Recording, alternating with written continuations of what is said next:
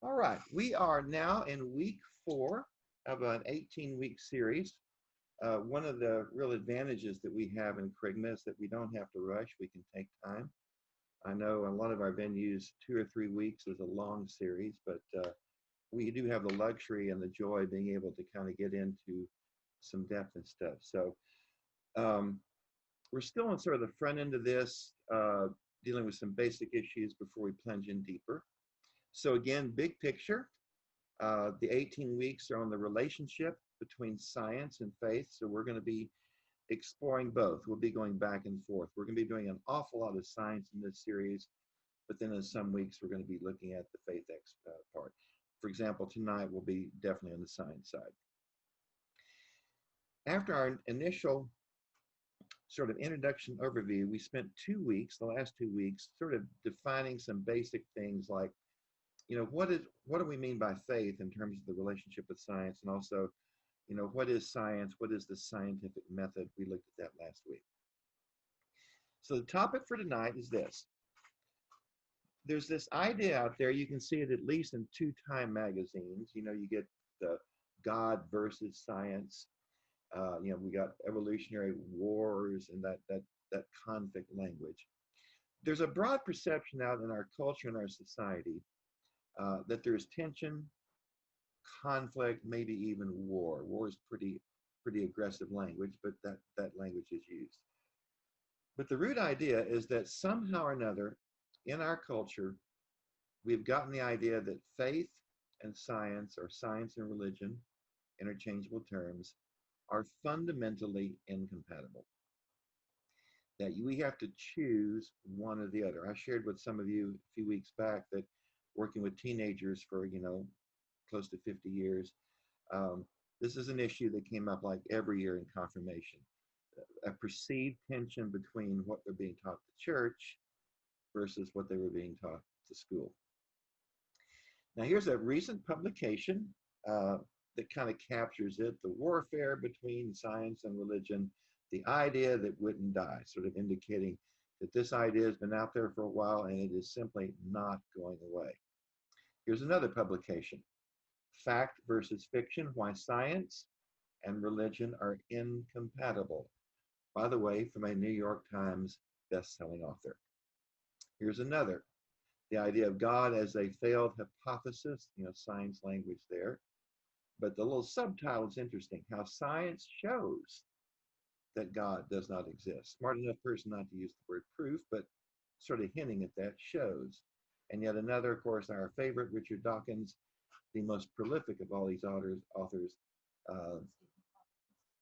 Richard Dawkins, okay, from the year 2007, won a lot of awards, sold a lot of books.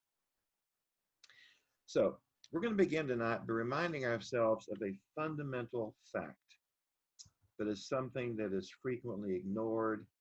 And I don't know if it's people just don't know it or simply unaware of it or choose to ignore it. But here it is.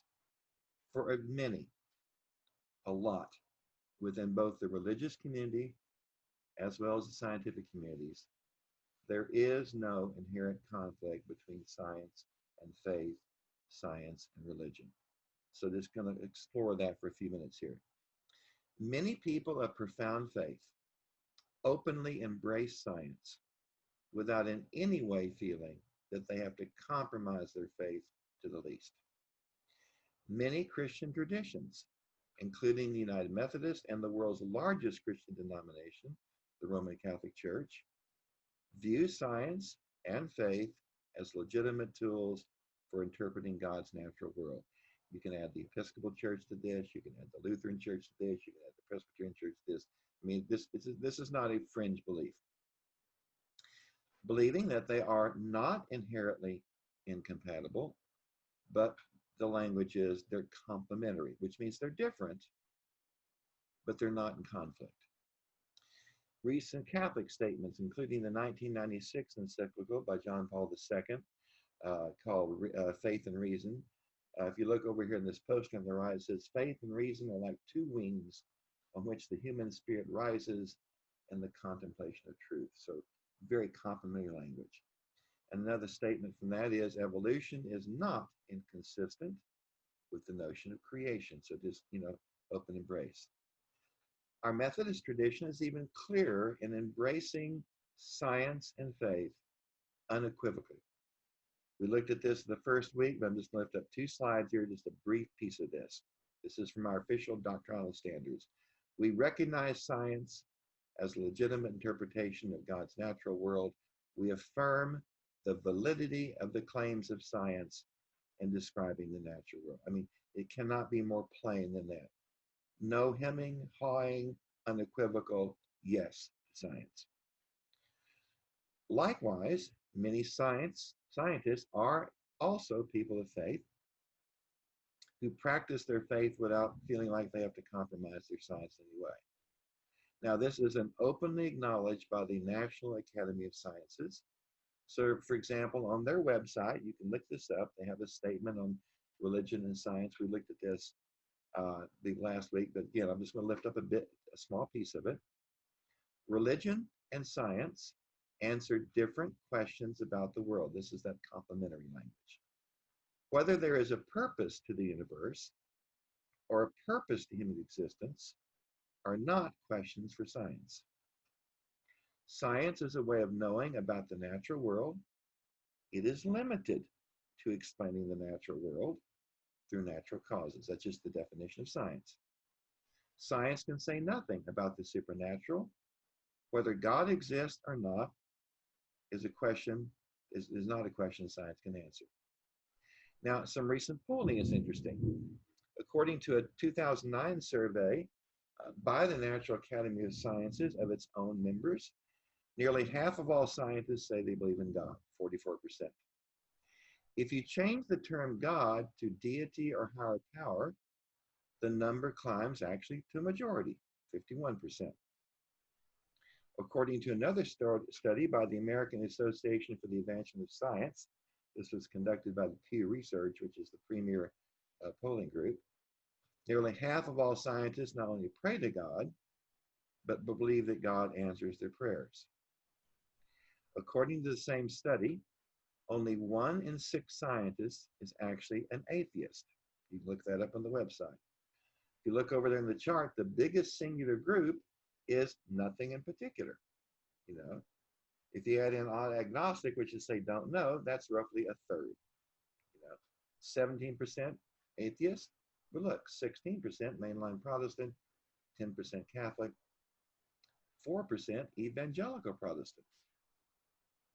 The line between faith and science is not as sharply drawn as some would like us to think. So just trying to get that on the table. Now, Barbara's right. In principle, given the nature of science and the nature of religion as we've looked at, and their historic relationship, in principle, there should be no conflict between science and religion, science and faith. Which raises the question, just where did this idea come from? Because it sounds like it shouldn't exist, but clearly it does exist. So what are we dealing with here? I want to take us on just about 5 minutes or so, a little historical sidebar, so that we can understand where this actually arose from. The idea that there's an inherent conflict between science and religion is historically speaking, is a very recent development. It began in the late 19th century and really was only catching traction in the beginning of the 20th century. Its origins, it's widely known, there's no secret here, lie with 2 men and 2 books which became hugely influential. The idea of this was first introduced by a man called John William Draper, who was a chemist, in the year 1874. He wrote a book called History of the Conflict Between Religion and Science. Let's look at that language. History of the conflict. In 1896, Andrew Dixon White picked up Draper's ideas, repackaged them in his book, History of the, here's the shift in the language, of the warfare of science and theology in Christendom.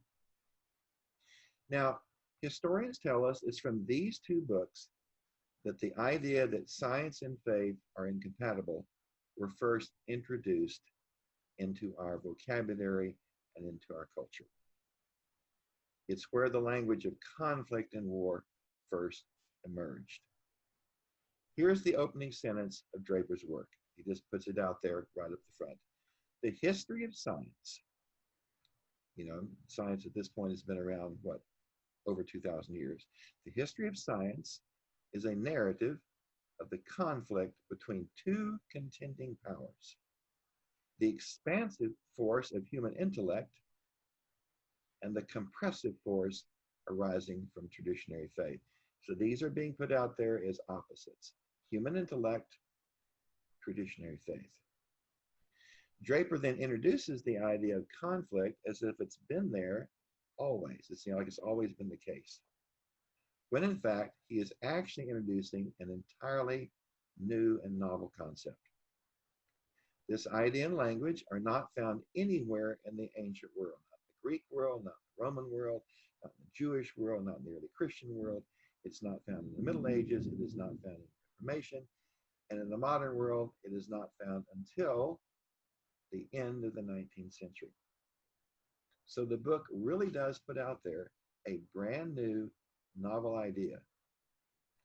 Now, what drove Draper's work and motivated him to introduce this entirely new idea? Actually, this is a case where we actually know what's motivating him. The truth is that Draper puts forth his own personal ideology as if it were an established historical fact, which of course it is not. Now, philosophically, Draper buys into something that many of us may not be that familiar with. I did a little research myself.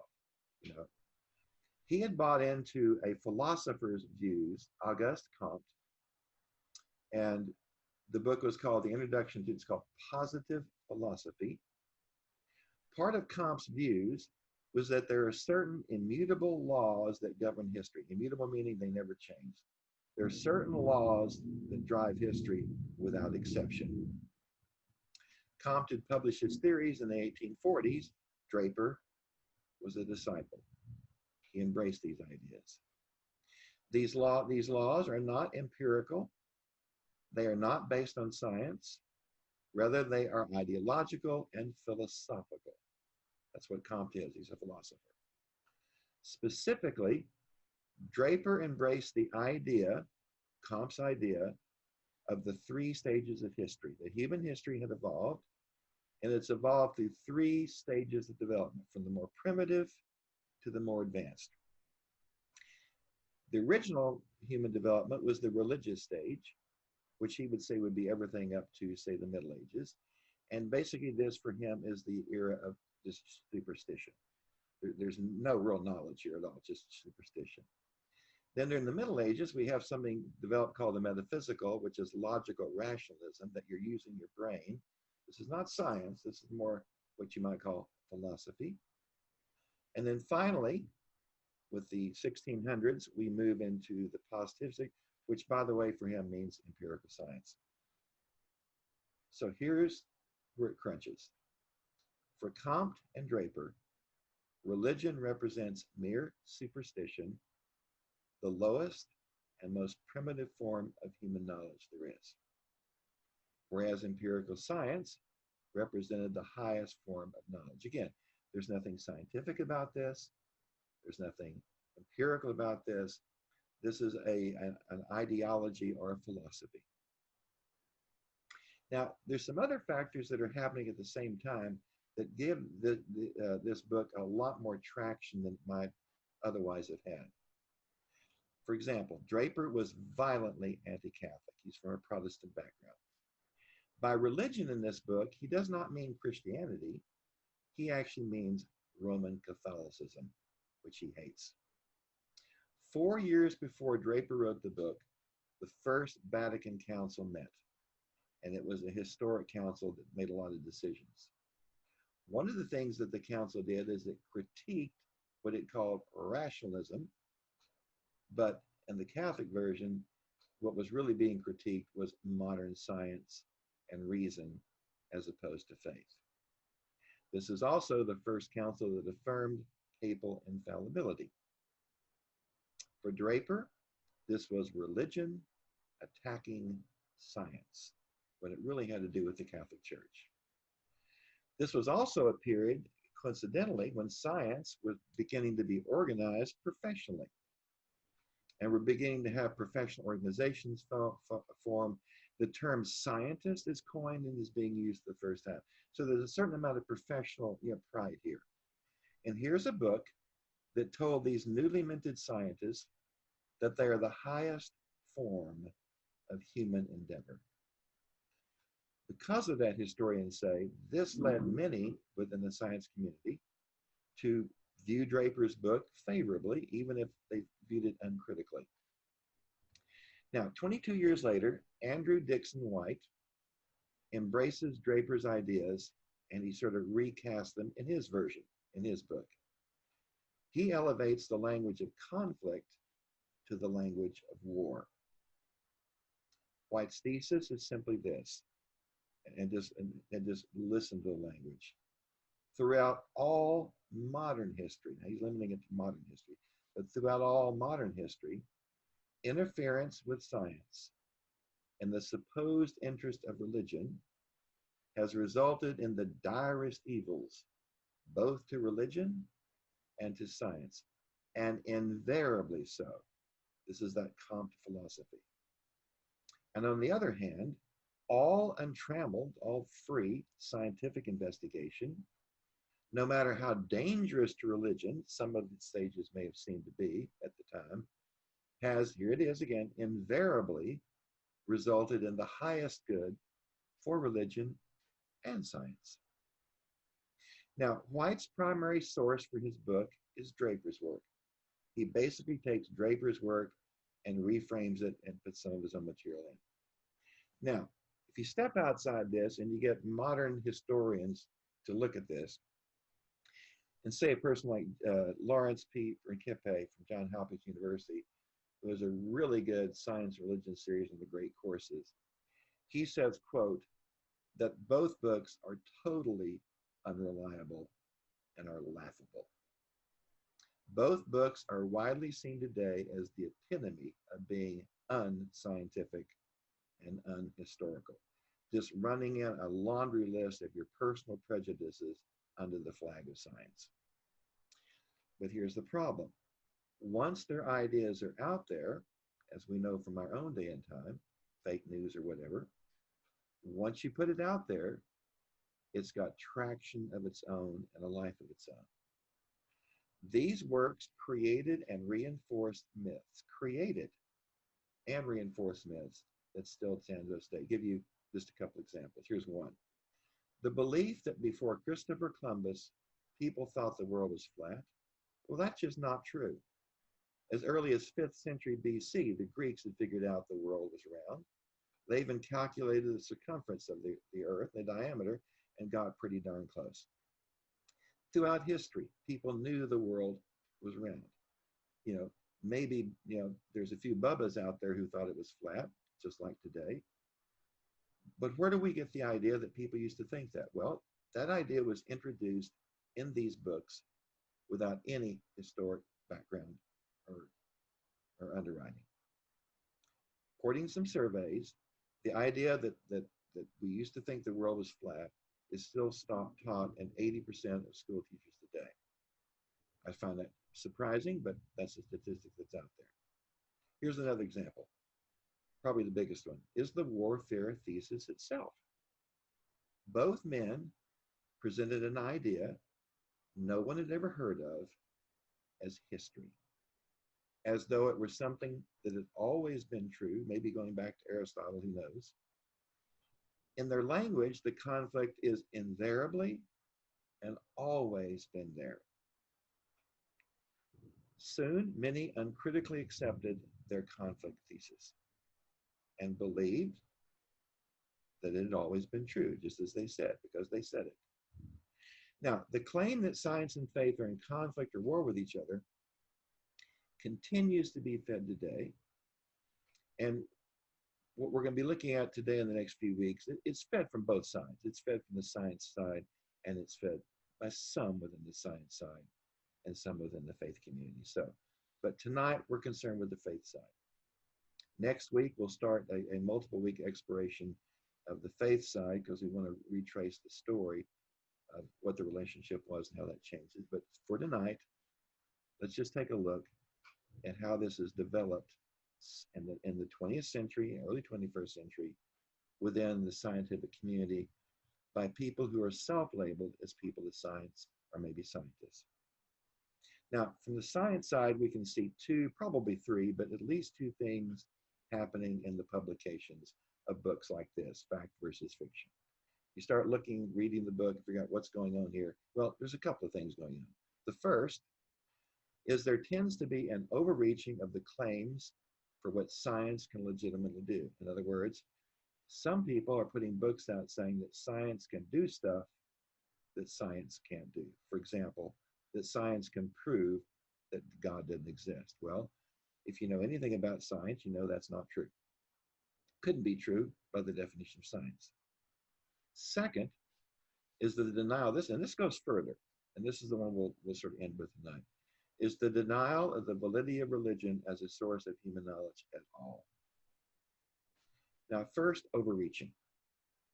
Overreaching by some within the science community is a well-known fact, even within the scientific community, and many people of science critique other people within the science community for doing this. Here's the truth. People of science can make statements and claims that are not scientific in nature, but which are put forward as science. Look at Steger's book there. Science shows that God does not exist. That's a typical example.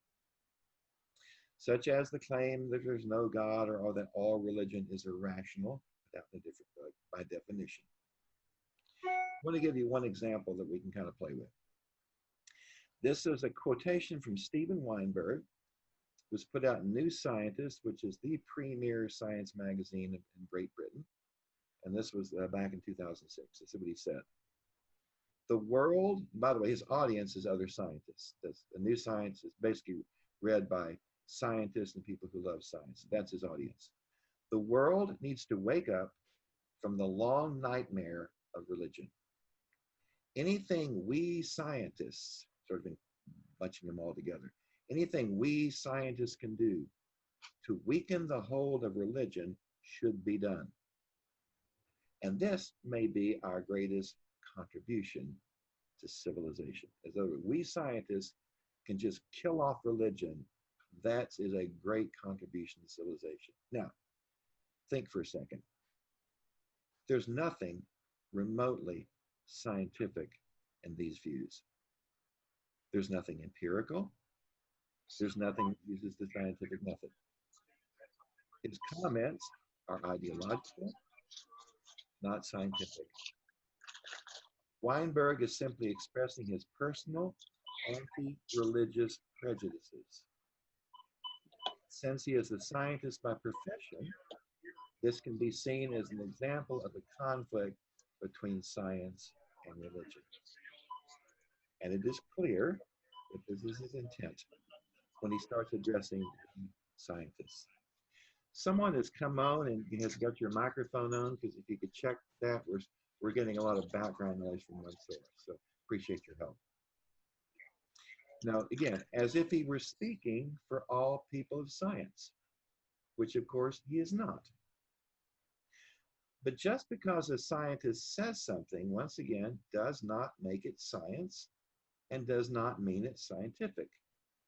This is well known from within the scientific community. So how about we get some scientific voices to weigh in on this issue? Here's Richard Feynman. Many of you know him. Noted theoretical physicist in the area of quantum mechanics. And I just love the way he phrases this. He just gives us an important reminder. And this is simply just to, for perspective.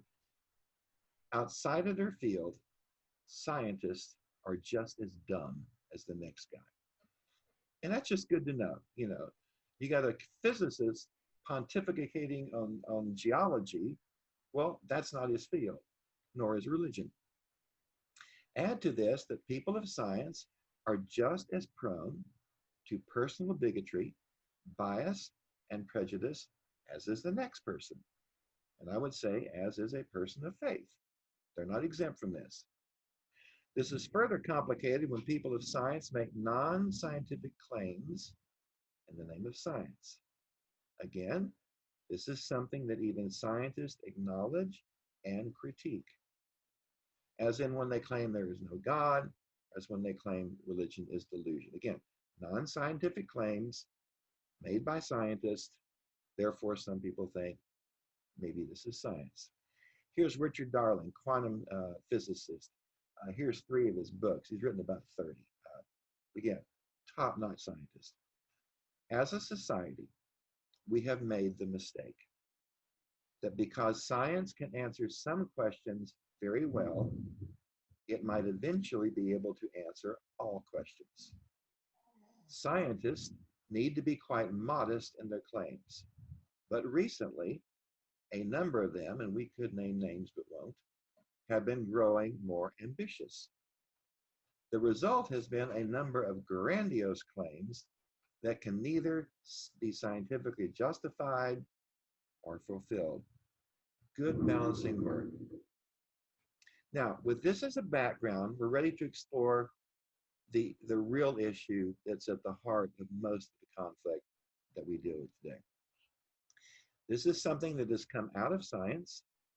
It is frequently put forward as science, something that is advocated by some within the scientific community, roundly rejected by many other scientists, and it's something referred to as naturalism. So with the rest of our time tonight, I want to look at this because this is the big, this is the elephant in the room. This is the big issue. Now, here's one of the complicating factors. Naturalism can refer to 2 things that are radically different, but they go by the same name. That's always confusing. The first simply has to do with the way science operates. It is known as, the full name is methodological naturalism. It's a mouthful. But all it means, and this is the original meaning of naturalism, this is what when we say science proper, we're talking about methodological naturalism. Simply states that the arena of scientific endeavor, its methodology, is limited to the natural order, the stuff of nature. Science is by definition, by methodological naturalism, by definition, limited to the natural world, not anything else. Here's Aaron McMullen, internationally respected philosopher of science, University of Notre Dame. Methodological naturalism does not restrict our study of nature. It just lays down which sort of study qualifies as scientific. If someone wants to pursue another approach to nature, and there are many such others, the methodological naturalist has no reason to object. Scientists simply have to proceed in this way. But the methodology of natural science does not exclude the claim that a particular event or type of event can be explained by invoking God's creative action. It does not rule that out. It is just that such claims are not relevant for scientific inquiry. They are faith claims, not science claims. Here's Eugene Scott, Executive Director for the Center of Science Education. Science neither denies or opposes the supernatural. It ignores the supernatural. It does, though, for methodological reasons. Even in the scientific community, it is well known that there is no inherent conflict between faith and naturalism as a methodology, which is to say, the philosophical underpinnings of science.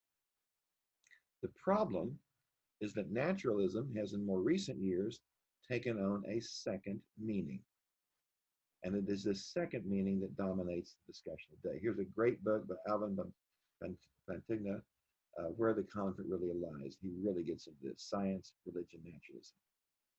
The second meaning is known as ontological naturalism, not methodological, ontological.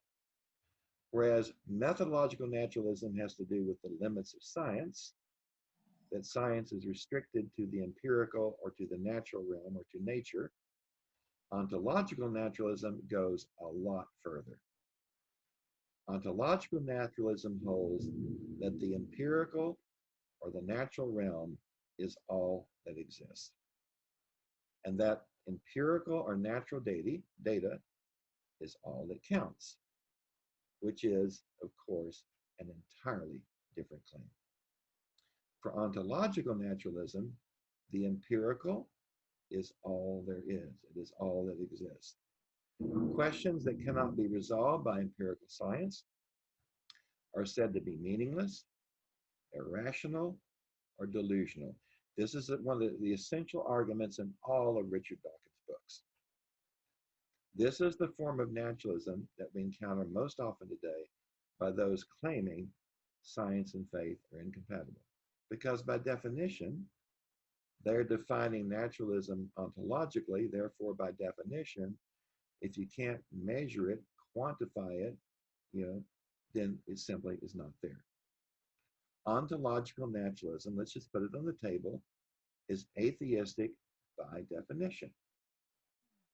There's another great book, Science Blind Spot, The Unseen Religion. Some think naturalism and atheism are inherently part of the scientific worldview. They are not.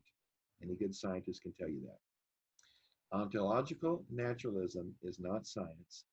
It is ideology, or as this book indicates, it's actually a form of religion. It is an atheistic form of religion. It gives answers to religious questions and makes claims that are religious in nature, such as the claim there is no God. Now, there's nothing empirical about that statement. That is a philosophical, statement. That's a religious statement, not scientific. What this means, that's relevant for our discussion, is that much of the perceived conflict between modern science and faith has absolutely nothing to do with science. Rather, it reflects an ideology known as naturalism. In other words, the conflict from the science side, from those who do this, is self-generated and self-maintained by people who have a vested interest in putting forth their own personal views under the flag of science. The tragedy is that they have done this in an area in which there is no innate conflict. So it is an artificial, false, manufactured conflict. This is something that is openly acknowledged within the scientific community. Freeman Dyson theories, you may know him, theoretical physicist, mathematician, his pedigree is just beyond repute. Here's what he has to say. Science and religion are two windows that people look through, trying to understand the big universe out there, trying to understand why we are here. These two windows give different views, but they look out at the same universe. Both views are one-sided. Neither is complete. Both leave out essential features of the real world. Both are worthy of respect. Trouble arises when either science or religion claims universal jurisdiction. And I'll just say, sort of parenthetically, that this is really the thesis of this entire series. Trouble arises when either science or religion claims universal jurisdiction. When either religious or scientific dogma, because both exist, claims to be infallible. Religious creationists and scientific materialists, naturalists, are equally dogmatic and equally insensitive. By their arrogance, they bring both science and religion into disrepute. The media also exaggerate their numbers and importance.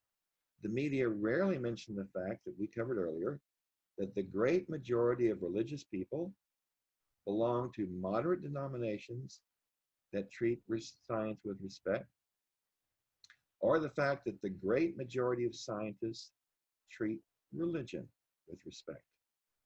so long as religion does not claim jurisdiction over scientific questions. Our Book of Discipline says the same thing about science, so long as science does not claim jurisdiction over religious questions. So very much balanced. Now, it's clear that a conflict can emerge from the science side if people do any of three things.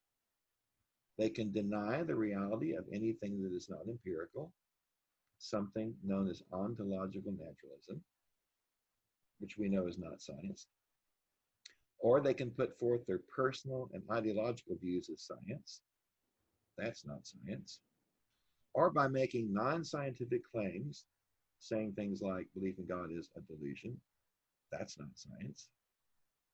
The broad consensus within the scientific community, and it's a very broad consensus, is that none of these things is science or scientific, but this is only half the story. And that's where we're going to be moving next in the next few weeks. It's only half the story of the conflict between science and faith. People of faith can also make claims that infringe on the domain of science. And the examples are legion. It is to this that we're going to turn next week as we're going to explore what has been the historic relationship between science and faith from the beginning, how and when did it change, and how from the faith side did we start having the idea that from a faith perspective, you cannot embrace science or you cannot embrace parts of science. So we will get to that next week.